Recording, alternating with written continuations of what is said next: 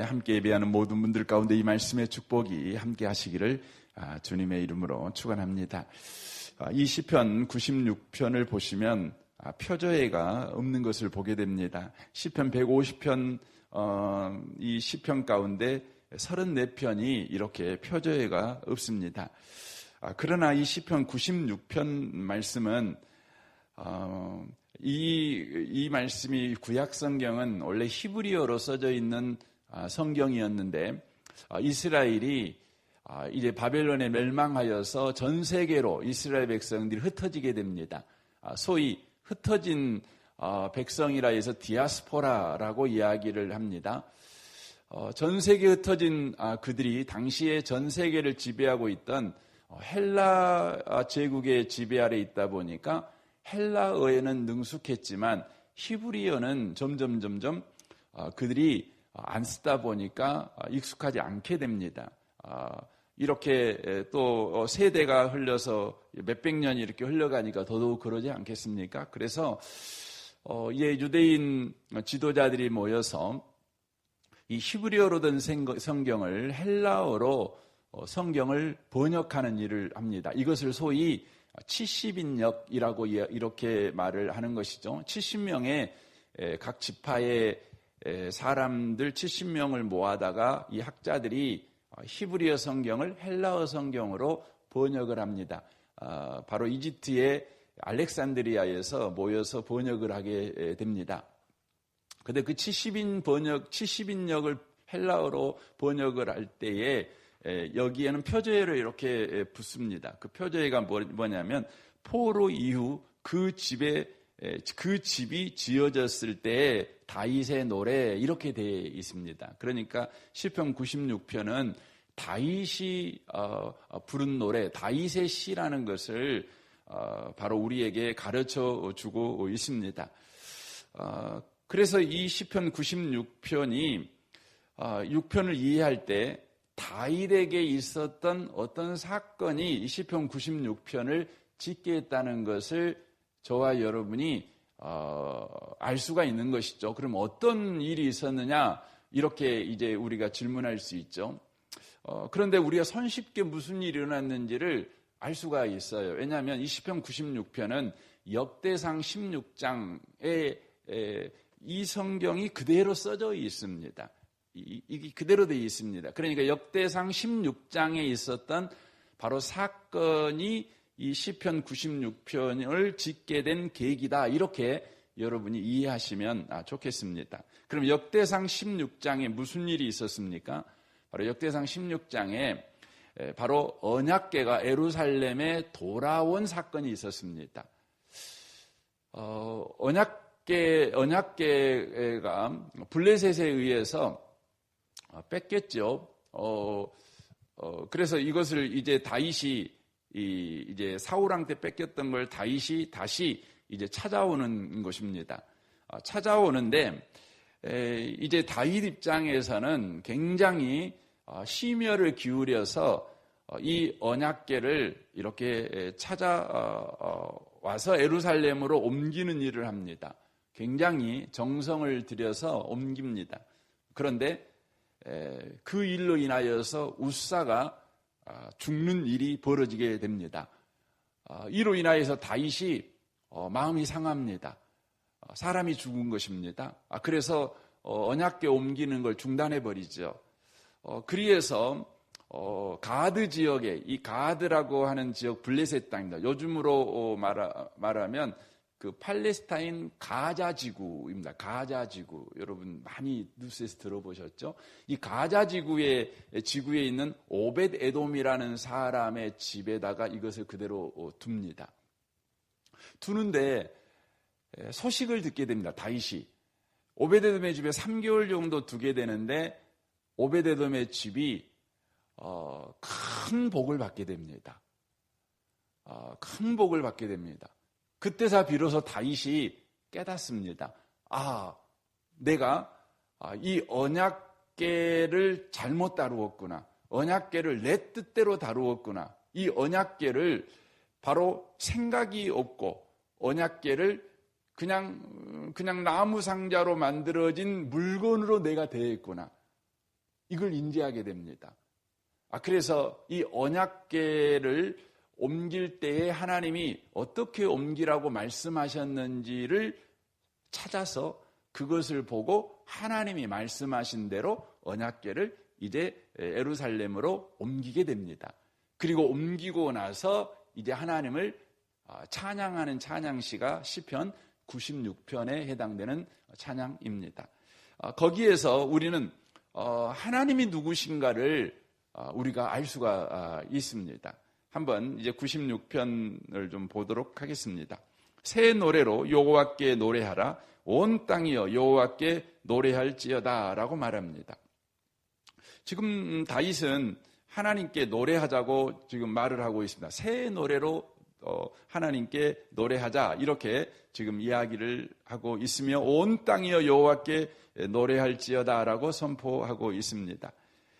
여기에서 온 땅이라는 것을 통해 찬양을 해야 될 주체가 바로 온 땅임을 이야기하고 있습니다. 여기서 온 땅이라는 것은 이 세상에 거하는 모든 사람들을 지칭하고 있지만 이것은 그것을 더 뛰어넘는 단어입니다. 보통 온 세상 나라 사람들 그러면 열방 이렇게 쓰지 않습니까? 그런데 온 땅이라는 말을 통해서 이것은 하나님이 창조한 모든 피조물들은 하나님을 찬양할지어다 이렇게 이야기하고 있는 겁니다. 사람도 하나님을 찬양해야 되지만 모든 자연 만물도 하나님을 찬양해야 된다. 이것을 선포하고 있는 것입니다. 왜냐하면 하나님은 그렇게 찬양을 받기에 합당하신 하나님이시기 때문이라는 것을 이제 다윗이 이야기를 하고 있는 것이죠. 2절을 보십시오. 여호와께 노래하여 그의 이름을 송축하며 그의 구원을 날마다 전파할지어다 라고 말합니다. 전파하라고 이야기를 하고 있습니다.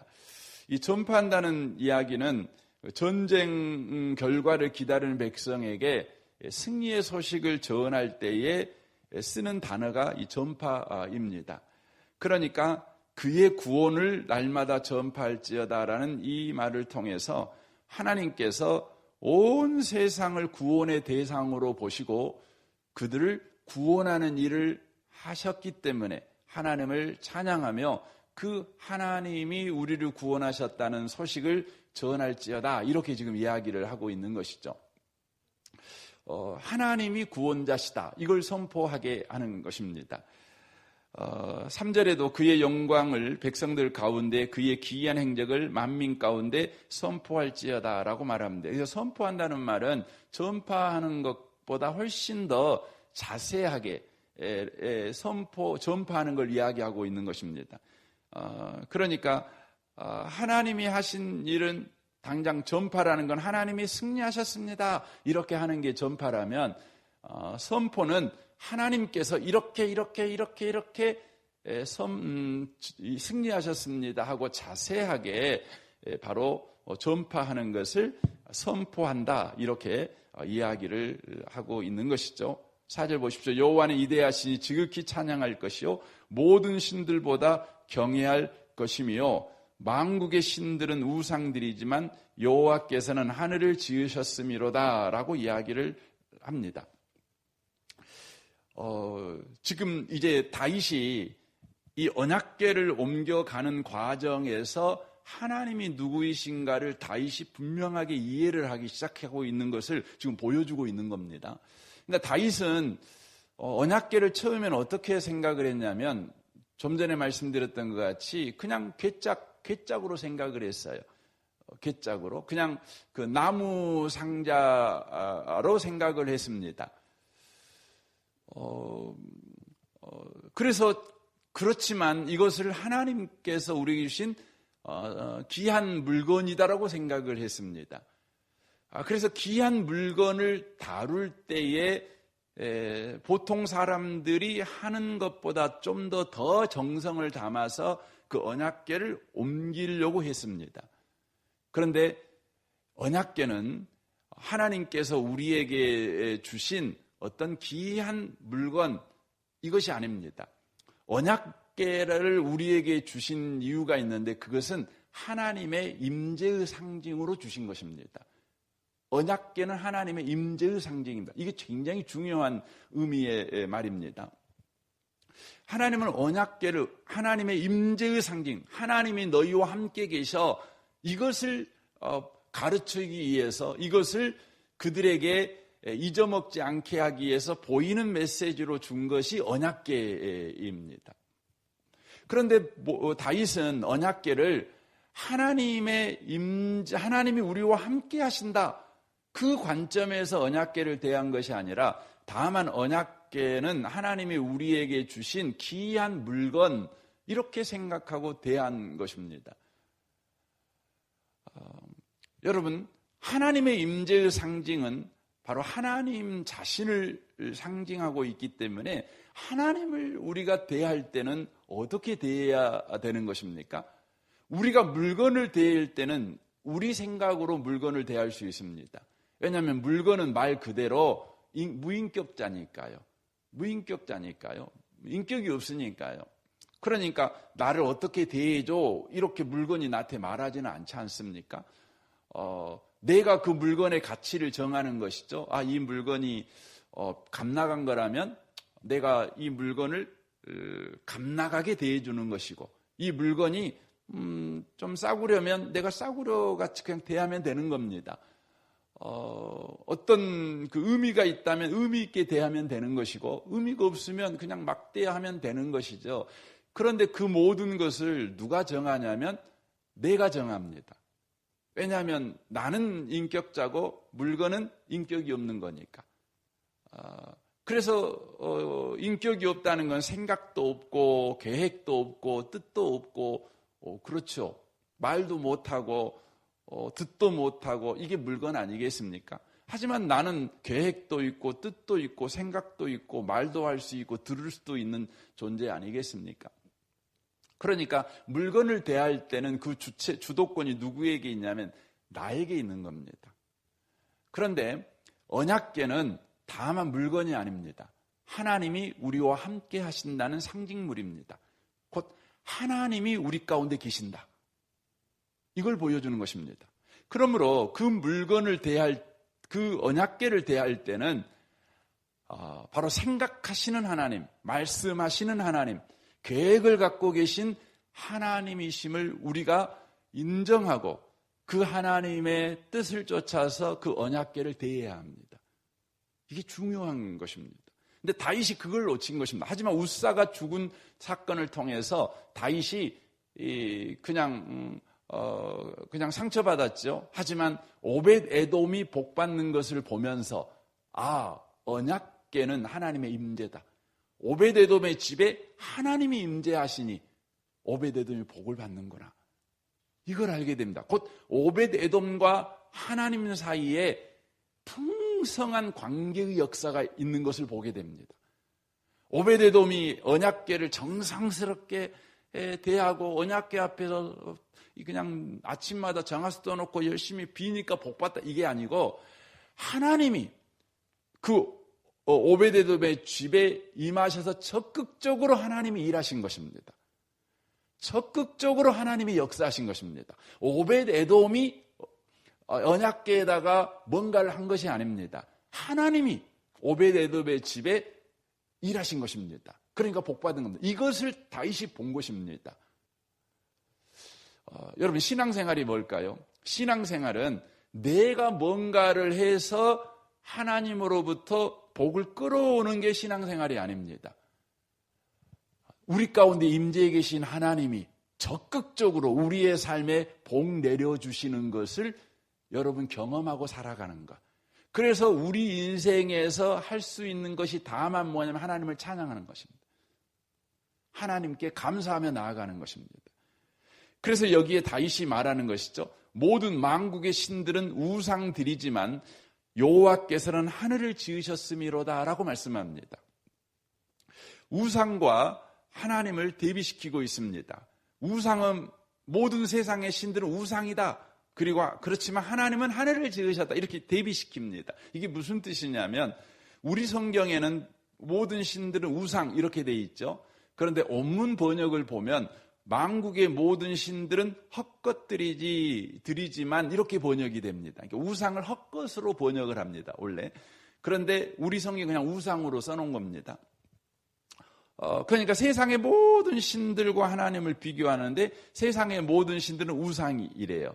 여러분, 우상이 뭡니까? 우상은 물건입니다. 물건. 나무 토막, 돌덩이, 금덩어리, 어쩌면 어떤 데는 철근 콘크리트로 이렇게 만들기도 하더라고요. 철근 콘크리트, 그거죠.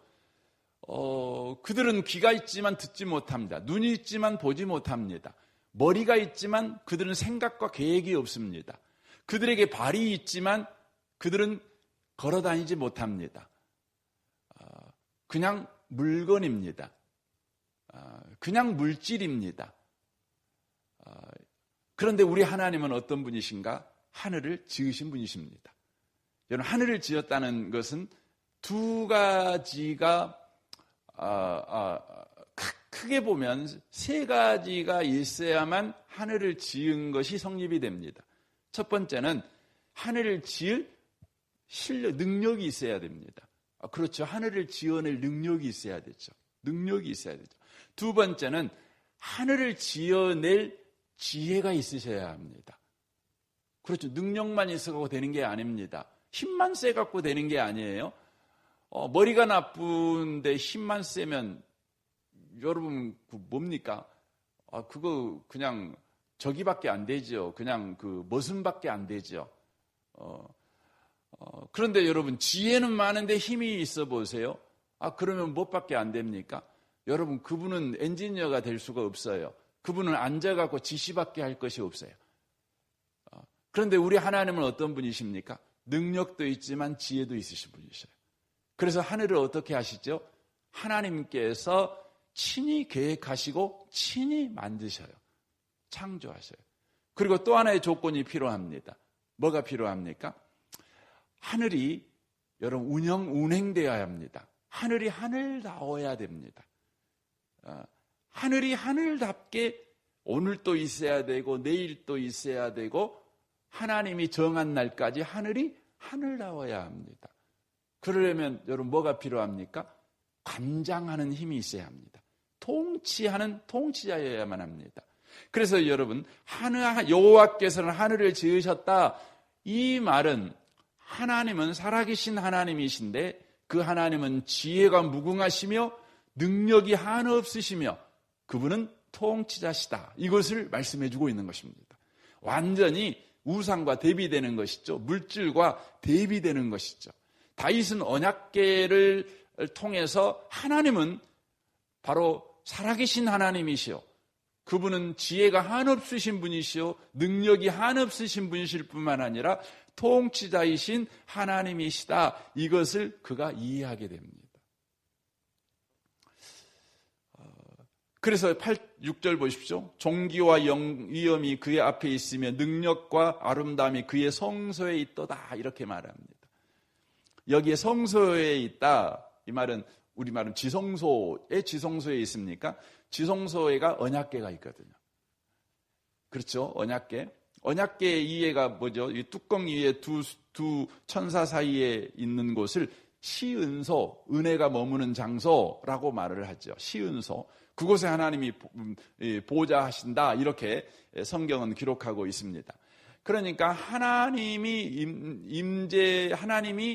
어디에 임재해 계시냐면 지성소에 임재해 계셨습니다. 이것은 하나님이 지성소에만 임재해 계시겠다는 의미를 이야기하고 있는 것이 아닙니까? 하나님은 성소에만 계신다 이런 의미가 아니라 여기에 그의 성소에 있도다 이 말은 무엇을 의미하면 하나님은 지금 우리 가운데 계신다의 상징으로 지성소에 언약궤를 두게 하시고 그 지성소에 언약궤 위에 시은소에 주님이 임재하신다고 약속하고 있는 거예요. 그것은 하나님이 거기만 계신다는 것이 아니라 우리는 인간들은 눈에 안 보이면 다 잊어먹어 버리고 없는 것 같이 여기잖아요. 하나님은 영이시기 때문에 안 보이잖아요. 안 보이시는 분이 우리 가운데 계신다고 말을 하면 말할 때는 듣지만 금방 또 잊어먹지 않습니까? 그러니까 이스라엘 백성이 40년 광야 생활을 할 때, 그리고 하나님의 백성으로 그 이후에 계속 살아갈 때 그들이 절대 잊어먹지 말아야 될 삶의 진실, 그것은 하나님이 우리와 함께 하신다. 이것을 잊어먹지 않기 위해서 성소 가운데 계신다. 이렇게 지금 말씀을 하고 있는 것이죠. 다윗은 그것을 알게 됩니다. 하나님이 우리 가운데 함께 계시구나. 이 언약궤를 통해서 하나님은 우리 가운데 함께 계신다. 그 하나님은 지혜가 무궁하시며 능력이 한없으시며 우리를 통치하시는 통치자시다. 그 하나님께서 우리 인생 가운데 매일매일 구원을 베풀어 주시고 매일매일 하나님만 하실 수 있는 기이한 일을 행하심으로 우리가 지금 이렇게 생존하고 있을 뿐만 아니라 우리가 이렇게 생명을 얻되 더 풍성이 얻는 삶을 살아가고 있구나. 그러므로 우리가 하나님께 찬양하자, 하나님께 경배하자, 이렇게 지금 이야기를 하고 있는 것입니다. 사랑하는 성도 여러분, 우리의 신앙생활이 항상 그 초점 자체가 그 우상을 섬기듯이, 그 무인격자를 섬기듯이, 생각이 없고 계획이 없는 어떤 신을 섬기듯이 우리가 신앙생활을 할 경우가 많습니다. 계획도 없고 뜻도 없고. 그래서 여러분, 계획도 없고 뜻도 없고 생각도 없는 신 앞에 가갖고 여러분과 제가 기도응답을 받는 방법은 뭐죠? 아주 간단합니다. 어떻게 하면 내 계획을 가지고 가가지고요, 내 계획대로 해달라고 계속해서 정성 들이고 계속해서 뒹굴뒹굴하고 그냥 악쓰고 그렇게 하는 것입니다. 그래서 기도응답이 뭡니까? 기도응답이 내 뜻대로 신이 내 인생에서 해주는 거예요. 이게 여러분 그 우상 앞에 예배드리는 우상 신앙이죠. 그런데 여러분, 하나님을 믿는 신앙은 뭡니까? 하나님이 우리에 향한 계획이 있어요. 뜻이 있어요. 하나님이 인격자셔요. 하나님은 일하셔요. 하나님은 구원을 베푸시고 기이한 일을 행하시는 분이셔요. 천지를 창조하셨어요. 능력이 한없어요. 지혜가 무궁하셔요. 지금도 우리를 통치하고 계셔요. 하나님과 우리의 힘을 비교하면 비교를 할 수가 없지요. 비교할 수가 없지요. 여러분, 하나님과 우리의 능력을 비교한 비교가 안 되는 것이죠. 그런데 우리에게는 어떤 계획이 있어요. 그래서 그 계획 때문에 하나님 앞에 나아가서 기도합니다. 하나님, 이 계획대로 해주세요. 기도합니다. 우린 처음에 그렇게 기도할 수 있습니다. 그런데 우리가 기도하면 기도할수록 하나님께서 계획을 갖고 있다는 것을 우리가 압니다.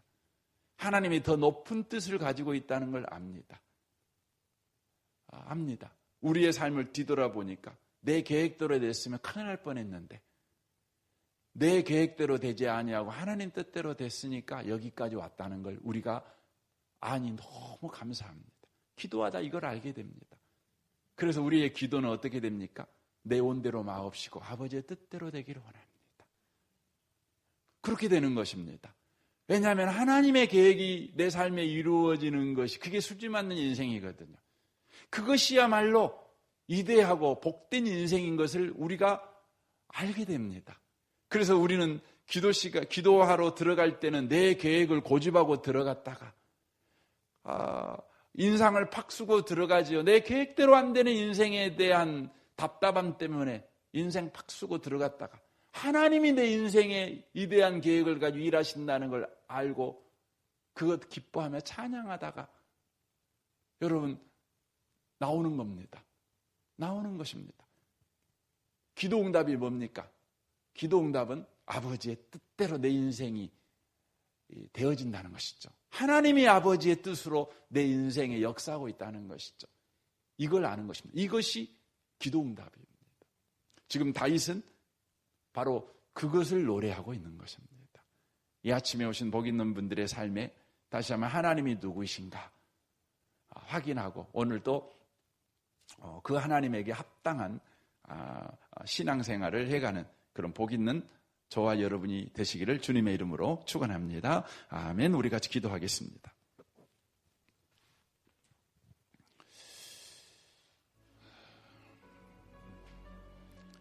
오늘 말씀을 우리 생각하면서 이 아침에 우리가 기도하시면 좋겠습니다. 우리가 믿는 하나님은 크신 하나님이십니다. 일하신 하나님이십니다. 역사하신 하나님이십니다. 높은 뜻을 가지고 우리의 삶에 그 뜻을 이루어 가시는 하나님이십니다. 주님, 우상 앞에 나아가는 자같이 그렇게 우리의 신앙이 되지 않기를 원합니다. 우리에게 은혜를 주십시오. 이 아침에 기도하시면 좋겠습니다. 오늘 수요일입니다. 수요 예배를 위해서 여러분 기도해 주시고, 여러분 가정과 직장과 교회를 위해서, 이 나라와 이 민족을 위해서, 선교사님들을 위해서 여러분 기도해 주시면 좋겠습니다. 우리 좋으신 주님께 이 아침에 우리 통성으로 구하겠습니다. 기도하겠습니다.